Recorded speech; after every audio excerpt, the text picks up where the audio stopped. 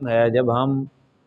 اتحیات پڑھنے کے بعد درود پڑھنے کے بعد جہاں رب جعلنی نہیں پڑھتے، رب جعلنی مقیم الصلاۃ ومن ذریتی،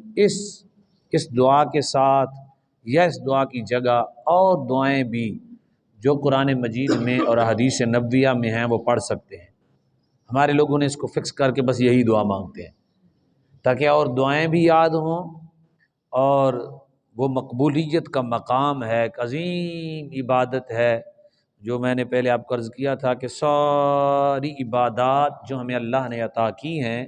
اسلام کے ارکان، ان کا جو حصہ ہے اس میں موجود ہے۔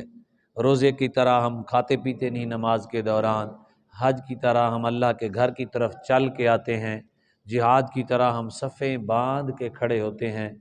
تو اسی طرح یعنی زکوٰۃ دینا ہوتا ہے تو ہم جسم سے جو ہے وہ افعال ادا کر کے یہ عمل کرتے ہیں۔ تو رب جعلنی کی جگہ یا رب جعلنی کے ساتھ اپنی نماز میں ربنا آتینا فی الدنیا حسنہ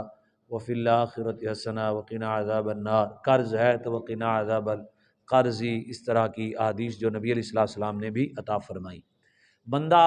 اللہ سے معافی مانگنا چاہتا ہے تو وہ بھی دعا ہے، مطلب وہ کہتا ہے استغفر اللہ الذی لا الہ الا هو الحی القیوم واتوب الیہ، یہ دعا ہے۔ اگر دعا کی نیت سے پڑھتا ہے کہ یا اللہ میں تجھ سے معافی مانگتا ہوں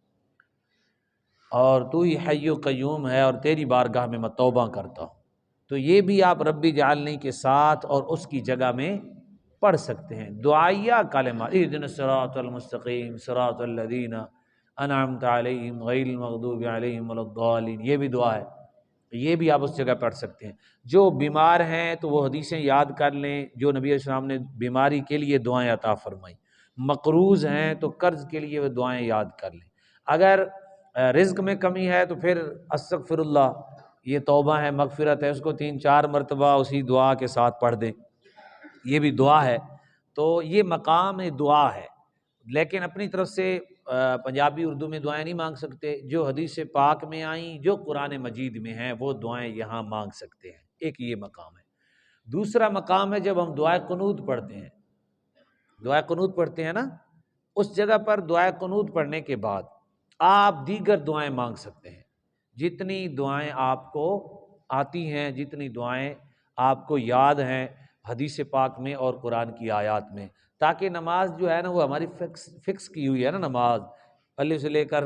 بناس تک ایک ہی چپ کر کے کھڑے ہوئے، وہ رٹا لگایا ہوا ہے، اسپیڈ سے وہی پڑھ دی، تھوڑی سی ہم تبدیلی کریں گے نا تو اس سے توجہ بھی نماز کی طرف جو ہے نا ہوگی۔ تو اس طرح کی دعائیں تبدیل کر کے دعائیں، ایک دن ایک مانگی دوسرے دن دوسری مانگ لی، تاکہ نماز میں توجہ رہے، وہ رٹا رٹایا کام ختم ہو جائے۔